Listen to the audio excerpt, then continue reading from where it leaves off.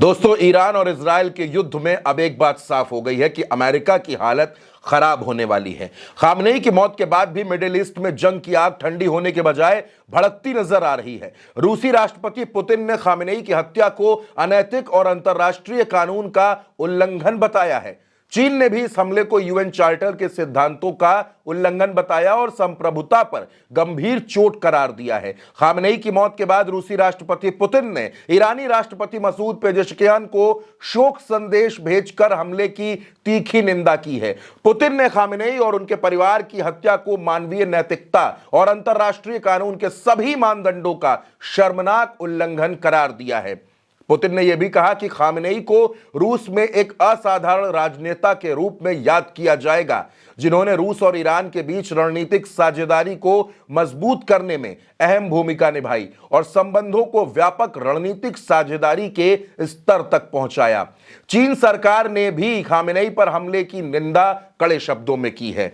चीनी विदेश मंत्रालय के प्रवक्ता ने कहा कि ईरान के सर्वोच्च नेता की हत्या ईरान की संप्रभुता और सुरक्षा का गंभीर उल्लंघन है। चीन ने इसे संयुक्त राष्ट्र चार्टर के सिद्धांतों का अपमान बताया और यह कहा कि इसने यूएन चार्टर के सिद्धांतों और अंतर्राष्ट्रीय संबंधों के बेसिक रूल्स को ध्वस्त कर दिया है। इससे पहले चीन और रूस दोनों ने संकेत दिए थे कि वो ईरान पर हमले के मुद्दे को अंतर्राष्ट्रीय मंचों पर उठाएंगे।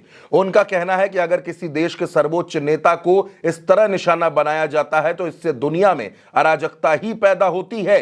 रूस और चीन ने संयुक्त राष्ट्र सुरक्षा परिषद की अर्जेंट मीटिंग बुलाने की मांग की है ताकि ईरान के हालात पर चर्चा करके इसका हल निकाला जा सके। ईरान पर हमले के बाद रूस और चीन के तीखे बयानों ने वैश्विक कूटनीति में हलचल मचा दी है। रूस पहले से ही यूक्रेन युद्ध को लेकर अमेरिका के खिलाफ है और ईरान उसका प्रमुख रक्षा भागीदार है। वहीं चीन मिडिल ईस्ट में अपना दबदबा बनाए रखना चाहता है।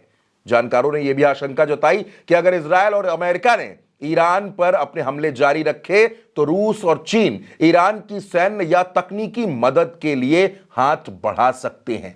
अगर ये दो महाशक्तियां जंग में शामिल हुई तो इस क्षेत्रीय संघर्ष को वैश्विक युद्ध बदलने में देर नहीं लगेगी। यानी संकेत साफ है दोस्तों कि अगर रूस और चाइना, जो ईरान के साथ खड़े नजर आ रहे हैं, अगर वो ईरान की मदद करना शुरू कर देते हैं, ईरान को सपोर्ट करना शुरू कर देते हैं, तो ट्रंप को बड़ी मुश्किलों का सामना करना पड़ सकता है। और इस बीच नेतन्याहू को लेकर भी एक चर्चा है दोस्तों। नेतन्याहू को लेकर यह खबर है कि उनके बारे में फिलहाल कोई जानकारी नहीं मिल पा रही है। आपने यह भी देखा कि नेतन्याहू के ऑफिस के पास भी हमला हुआ था और उसी के बाद से नेतन्याहू का कोई अता पता नहीं है।